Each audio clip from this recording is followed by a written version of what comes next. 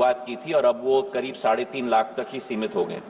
लेकिन इसी के साथ आप लोगों को भी दिख रहा होगा, मेरे सभी माननीय सांसदों को मैं निवेदन करना चाहता हूं कि आजकल हमारे मोबाइल्स पर हम लोग ने सारे टेलीकॉम सर्विस प्रोवाइडर्स को कहा है कि जब इंटरनेशनल कॉल आ रहा है तो नंबर के साथ ये दिखना भी चाहिए कि इंटरनेशनल कॉल आ रहा है।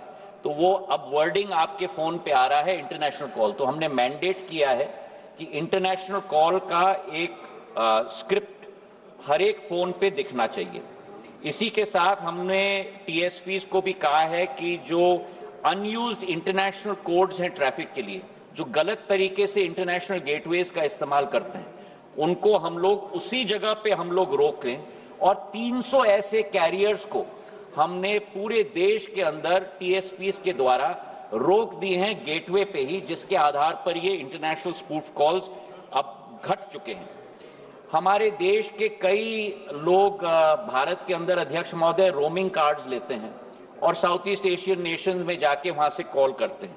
तो ऐसे रोमिंग इंडियन नंबर्स को हम लोग ने संचार साथी पोर्टल के द्वारा एनालाइज किया है और 26 लाख ऐसे लिंक्ड मोबाइल कनेक्शंस को हमने डिस्कनेक्ट किए हैं और करीब 1,23,000 हैंडसेट्स को हम लोग ने ब्लॉक भी किया। Shri N.K. Premachandran. Thank you very much, Mr. Speaker, sir. Sir, it's a good answering by the Honorable Minister regarding the first part of the question, but the question relates to the public sector undertakings, in particular to the BSNL and the MTNL. Sir, it is well known that BSNL and MTNL is not even available, even in the metro cities. So we had the parliamentary committee and had a visit in Mumbai for the 3 days. Unfortunately, none of the mobiles of the public sector undertakings, BSNL and MTNL, is totally blocked. No network, nothing. So after 32 years, with a heavy heart, a person like me has to shift to a private service provider so as to get the calls. This is the situation prevailing. So my question is. अभी क्या था आपका? Sir, my question is regarding the fraudulent crimes. Have any assessment regarding the fraudulent crimes in respect of the BSNL and MTNL, and as far as the private service providers are concerned, and also what is the status of the BSNL and MTNL as far as the 4G and 5G is concerned? So far, as far as 4G and 5G, MTNL is not going with the 4G and 5G. So what is the status position of the MTNL, also BSNL, regarding the improving the efficiency and preventing the fraud when compared to the private service providers? Okay, all right. Those are the developments that are taking place right now in the Parliament. Remember, Rajya Sabha has been adjourned till 12 o'clock today following ruckus. We are going to keep our eyes peeled on the developments that are taking place in the Parliament. But for now, more news in fact coming in on that front following US President Donald Trump's statement on the India-Pakistan ceasefire. Congress leader Pawan Khera has launched a fresh wave of attacks on the BJP. In a statement, he stated, and I quote, Trump is coiled around Modi like a snake. And yesterday, Rahul Gandhi handed him the perfect chance to wriggle out of the mess. Just say Trump is lying about the ceasefire. Simple, right? But no, PM Modi is allergic to talking about Rahul Gandhi's advice. And today, the snake is back, coiled tighter than ever, hissing bitter truths into the Prime Minister's ear. My colleague Anand is with us on the broadcast to give us more on this. Anand, of course, we have been talking about the many points of contention in the Parliament, including the fact that, the opposition has been raising the question who called for the ceasefire. The Prime Minister made it abundantly clear that there was a conversation between him and J.D. Vance which had nothing to do with the ceasefire, but he had spoken to him about an attack that Pakistan was slated to orchestrate. He's made it abundantly clear that there was no conversation between him and Donald Trump. What more can you tell us about this attack that has now been launched by the Congress?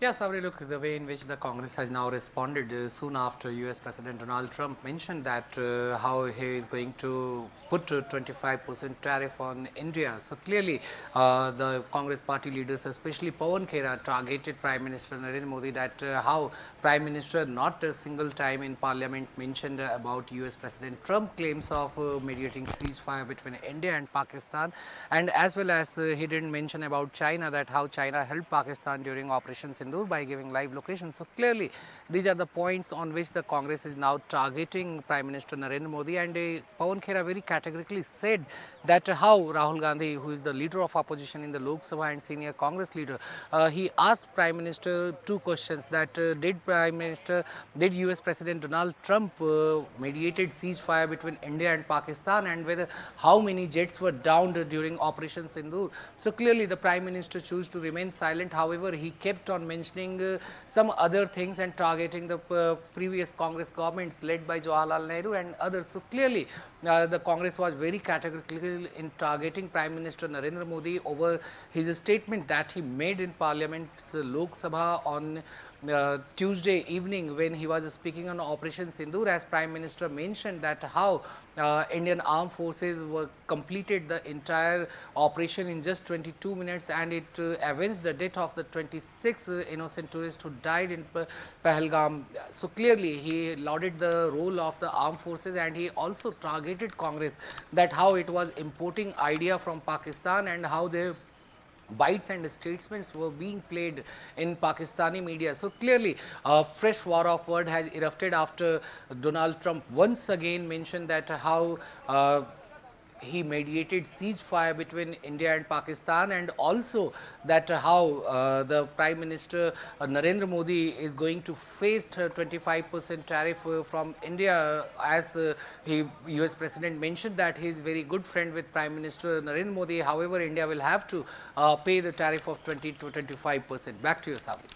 Absolutely. Anand, stay on with us because more news is coming in at this point of time. Congress MP Jairam Ramesh has also slammed the Prime Minister following Donald Trump's repeated claims on brokering the ceasefire between India and Pakistan. Sharing Donald Trump's video on social media, Jairam Ramesh stated, and I quote, "This is President Trump yet again after PM's intervention yesterday in the Lok Sabha, where he deflected and diverted the many issues and the main issues, in fact. Why is the PM simply refusing to unequivocally and categorically deny what his good friend Donald Trump has done and now said 30 times in the US, Saudi Arabia, Qatar and the UK? The answer is clear. The Prime Minister is on a very weak wicket and has much to cover up, is what Jairam Ramesh has to say. Meanwhile, more news coming in at this point of time. Congress Parliamentary Party Chairperson and MP Sonia Gandhi joins the India bloc protest against the special intensive revision and the arrest of labourers in BJP-ruled states outside the Parliament. My colleague Anand is still with us on the broadcast to give us more on this. Anand, of course, Rajya Sabha is adjourned till 12 p.m, but the Lok Sabha is still on. Outside of the Parliament, there are, of course, protests that are taking place. We now know that Sonia Gandhi is also there. Priyanka Gandhi Vadra, of course, we can see in those visuals right on our screens. What more can you tell us about these protests?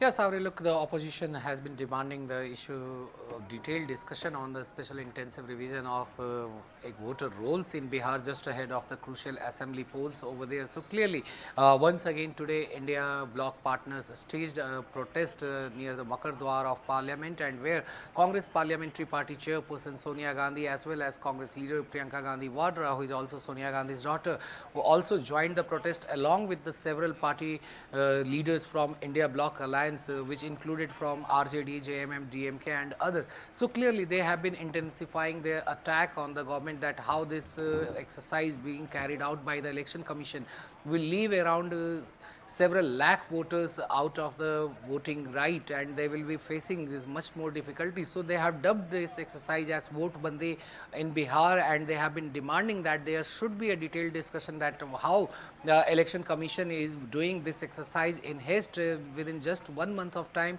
as the fact is that in Bihar most of the people are migratory people. They are residing in other states, and they are also won't be able to come back to the state to get their forms corrected. That is the enumeration form that has been being collected by several of the BLOs in Bihar. So clearly they have been questioning the timing of the SIR exercise which was carried out in Bihar in 2003, and they have been alleging that this is a practice by the Election Commission to help the BJP just ahead of the crucial assembly polls in Bihar, where the NDA and Mahagathbandhan will be taking on each other in the upcoming months. Back to you.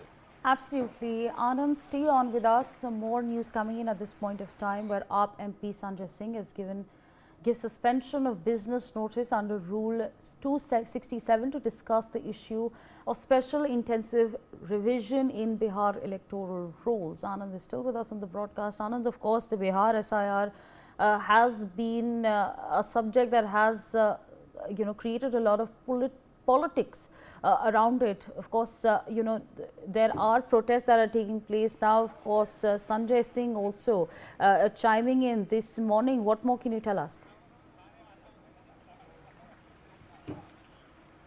Yes, Avri, look, the Aam Aadmi Party just ahead of the crucial Assam monsoon session has announced that it is no more part of the India bloc, and now Aam Aadmi Party Rajya Sabha MP Sanjay Singh has once again given an adjournment motion in the Rajya Sabha to discuss the SIR issue, as his party has also been alleging that this is a kind of vote bandi in Bihar, as the Aam Aadmi Party also had announced earlier that it will be contesting the assembly polls over there. So clearly, looking at the way in which several of the India bloc partners have been staging a protest and demanding a detailed discussion on the SIR issue. So Aam Aadmi Party leader Sanjay Singh has also been raising this issue in the Rajya Sabha, and he has now once again submitted a adjournment notice in the Rajya Sabha to suspend the question hour business and have a detailed discussion on the SIR process which is being carried out by the Election Commission in politically crucial Bihar, where assembly elections are scheduled for the 243 member seat in September or October later this year. Back to you, Sauri.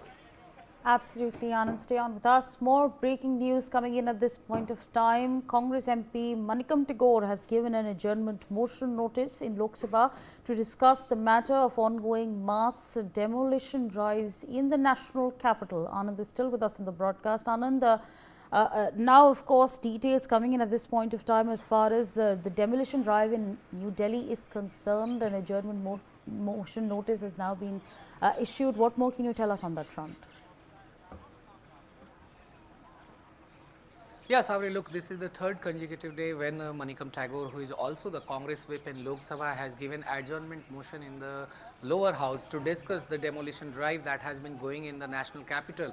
As a few days ago, Rahul Gandhi, who is the leader of opposition in Lok Sabha, had also visited the sites which were demolished by the authorities over here, and he met with their family members. So clearly the Congress has been alleging that the government has carried out this kind of drive in the Delhi, so that the poor and backward who are residing over here, they have to face hardship. And they have even said that through this demolition, even the voter list in which they had their names are also being removed. So clearly Manikam Tagore, who is Congress MP from Tamil Nadu's Virudnagar, he has given an adjournment motion notice to discuss this demolition drive in the national capital, which has led to the several people going homeless in the national capital in past few weeks. Back to you, Sabri.